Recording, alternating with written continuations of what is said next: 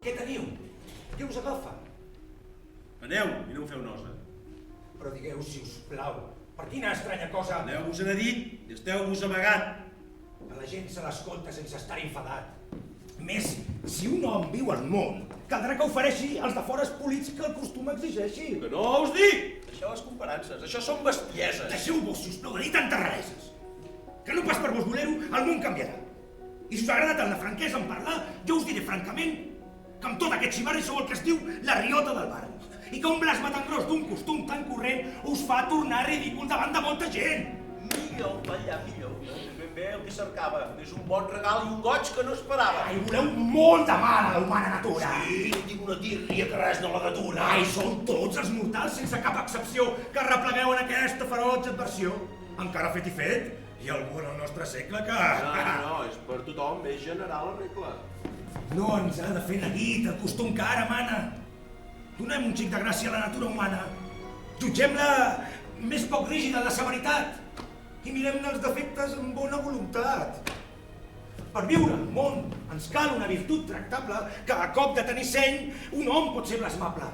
La perfecta raó fuig d'extrems en un mot, però vol sobrietat fins a la seny i tot.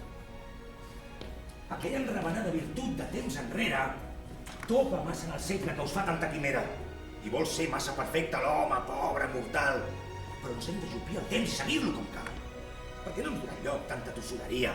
I voler adreçar el món és una bogeria. Jo a cada instant veig com vos hi ha de dir 100 coses que durien més bé un altre camí.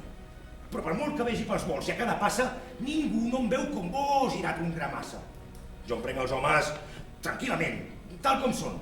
I m'acostumo a aguantar i a veure què fa el món. I amb cort i vila, la flema m'atempera, mentre vos tanta bilis us crema i desespera. No hi ha cap esperit que costi tant somoure ni acord que costés més de poder-li fer cloure. De vegades li tombaven d'un i d'altre costat i ningú no l'arrencava d'on s'havia plantat. I mai, n'estic segur, tan rara diferència d'aquests senyors no havia provat mai la paciència. Ai, us divertiu, Filint. No, de cap manera. Us parlo al cor obert i la paraula sincera.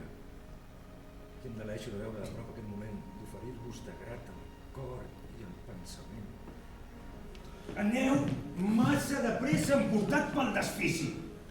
No és tan gros el mal, ni tan encès el vici. I allò que l'altre part us ha gosat plantar ha mancat de força per fer-vos agafar.